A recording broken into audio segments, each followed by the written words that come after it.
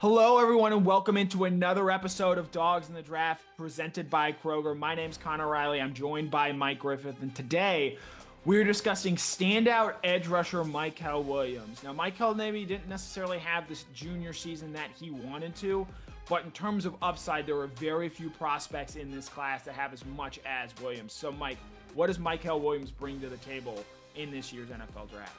Well, you're talking about a guy that's been compared to former number one overall pick Trayvon Walker. From the time he's come through the door, he's dealt with those pressures and those expectations. And there has been times that Mykel has flashed and looked every bit the part. Now, this is a relentless pursuer of quarterbacks.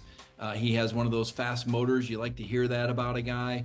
What he does particularly well, the hand fighting. His hands are incredible, very good at fighting off those blocks. He's got a really nice spin move, very sound tackler. He's strong enough to hold the edge, really collapse the side of a line. You know, there was a game earlier this year against Texas. I think Jalen Walker had 3 sacks in the first half. A lot of that was Mykel chasing Quinn Ewers out of the pocket. And those two together were just a ridiculous tandem when they were both healthy. Now, Mykel has had an injury history, Connor, and that is something that NFL teams took a very close look at it at the Combine. You better believe that most of them, they're looking at him as a first-round pick, gave him a high grade on the health, when healthy, without a doubt, a top 10 talent, a very high ceiling guy. And I think that's why you're going to see him picked in the first half of the first round of the NFL draft.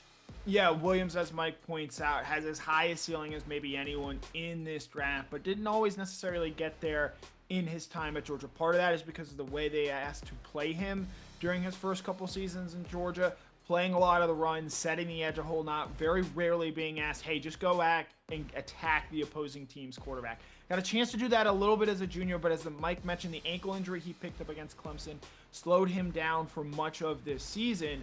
And so his best football is very clearly ahead of him. I think the important thing with Williams, there's a lot of talk about him potentially being a boom or bust prospect. I don't necessarily agree with that. I think his floor is incredibly high because of what he brings as a run defender. And if he's going to validate being a first-round pick, a lot of that is going to come down to the fact that he reaches that pass rushing upside. He led Georgia in sacks as a true freshman on a national championship team, and even playing through injury, had 5 this past season, often playing at his best in big games for Georgia. This guy's a big-time player who played at a big-time program, and I think that's going to help him transition to the next level there. So Mykel Williams, certainly someone you're going to hear his name called on the first night of this year's NFL Draft.